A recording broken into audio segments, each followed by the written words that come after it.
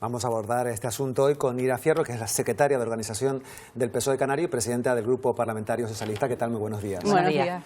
¿Qué ocurre, señora Fierro, con este decreto que ustedes califican no decreto Canarias, sino decreto clavijo? Además, clavijo, el presidente de Canarias decía ayer, no apoyar esto significa excluir a los más vulnerables. Bueno, excluir a los más vulnerables es no gastarse 2.400 millones de euros en 2 años, que es lo que ha hecho el gobierno de Fernando Clavijo, con un espectáculo de intentar tapar la realidad con este decreto Clavijo, que lo único que hace es pedirle cosas al Estado, olvidándose de sus propias competencias, ¿no? El Partido Socialista y Coalición Canaria tiene un acuerdo de legislatura a nivel nacional que firmamos en 2023, que se cumple, que se va cumpliendo, que lo tengo aquí, que el propio Fernando Clavijo reconoció en octubre del año 2025 en una reunión con María Jesús Montero que los acuerdos iban avanzando, pero él se saca ese decreto Clavijo donde pues intenta confundir a la población y exigirle al Estado lo que no es capaz de hacer él. Nos convocan a unas reuniones a las que vamos, hacemos unas propuestas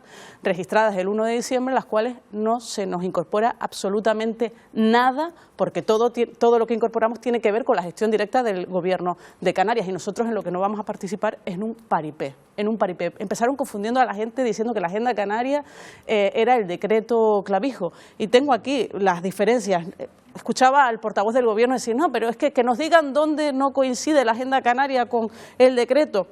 El 60% para las Islas Verdes no está en la agenda canaria, las bonificaciones de cuotas empresariales por tripulantes de buques no está en la agenda canaria, la conectividad aérea del Hierro y La Palma no está en la agenda canaria, la participación de las entidades locales Canarias en los tributos del Estado no está en la agenda canaria, el registro especial de buques de Canarias no está en la agenda Canarias, y todo esto, insisto, para no hablar de que Canarias no construye vivienda pública, de que no se gasta el dinero que tiene y que en definitiva volvemos a tener los peores parámetros sociales de todo nuestro país. Para conocer el punto de vista de su organización del PSOE, recordamos que hubo un comité regional este fin de semana y ustedes lo que proponen, digamos, es otro, podríamos decir, contradecreto, otro decreto, aprobaron una resolución en la que instan al Gobierno de Canarias a que asuma sus competencias. Claro, es increíble. Yo no sé si es que el señor Fernando Clavijo quiere ser presidente del Gobierno de España y ha renunciado a ser presidente del Gobierno de Canarias, o quiere que el presidente del Gobierno de España sea el presidente de Canarias, porque él renuncia a sus competencias, y es precisamente lo que le pedimos desde el Partido Socialista, que asuma su responsabilidad como presidente, que ejecute las competencias, y por eso le pedimos en nuestra propuesta cuestiones de su ámbito de actuación: 80 millones de euros para vivienda, 10 millones de euros para el bono de alquiler joven, 20 millones de euros para plazas residenciales en dependencia, 20 millones de euros para cuidados en el entorno, dinero para la 0 a 3 años pública, dinero para infraestructuras sanitarias. Es que es asombroso cómo piden al Estado, piden y piden y piden, y a estas alturas de la legislatura, por ejemplo, han sido incapaces de poner los 40 millones de euros del Hospital del Sur de la isla de Tenerife, por ejemplo, entre tantas cosas, ¿no?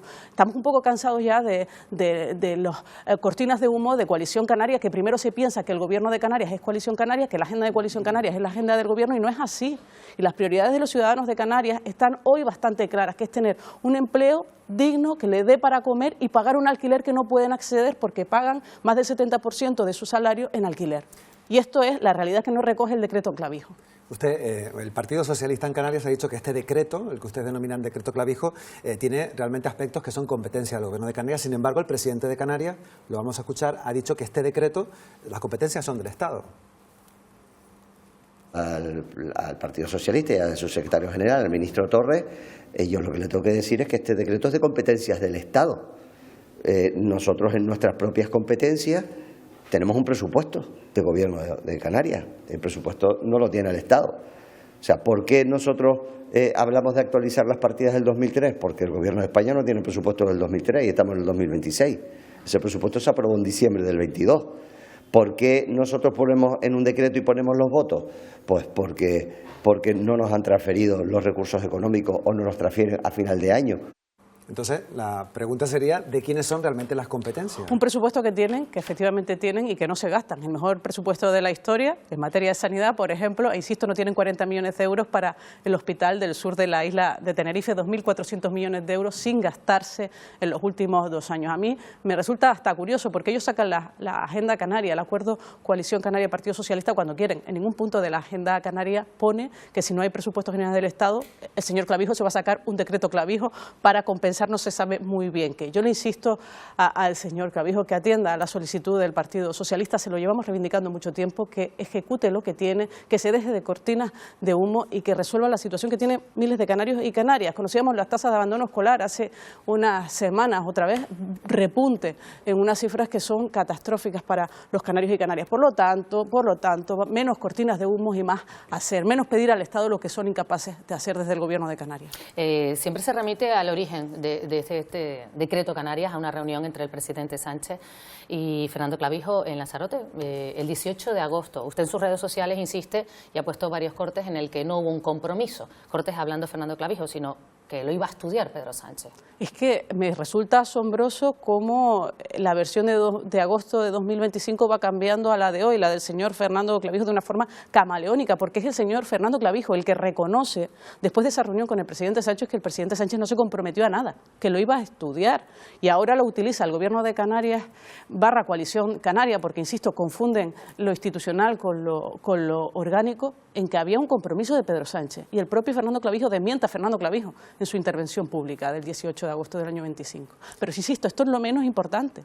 Lo más importante es que el Gobierno de Canarias tiene que ponerse las pilas a trabajar y a ejecutar lo que tiene, que a día de hoy pues tenemos una ejecución presupuestaria pésima. Tenemos una tierra que crece económicamente, que crea empleo, con récord de turistas, con el mayor presupuesto de la historia, mayor recaudación que nunca, y que es incapaz de darle respuesta a los problemas de la gente. Y esto no es la culpa de Pedro Sánchez, no.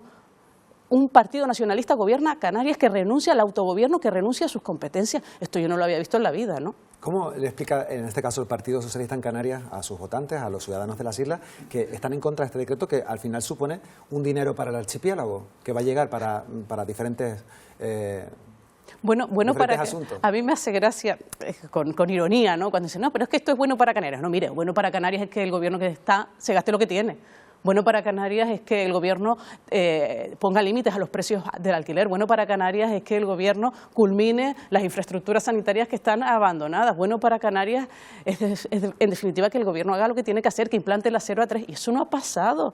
Bueno para Canarias, hombre, bueno para Canarias hay muchas cosas, empezando que el Gobierno asuma su responsabilidad. Esta mañana vamos a escuchar, porque el presidente Fernando Clavijo hay pleno, lo vamos a escuchar hablando seguro del decreto Canarias, también de financiación, que por cierto, el secretario general de los socialistas aquí en Canarias, el Víctor Torres, está en esa ronda. Ayer tuvo una reunión con la Confederación Canaria de Empresarios explicándole lo positivo también que para el Partido Socialista es el nuevo sistema de financiación. Sin embargo, también hay diferencias. El Gobierno de Canarias lo critica, dice que no es justo.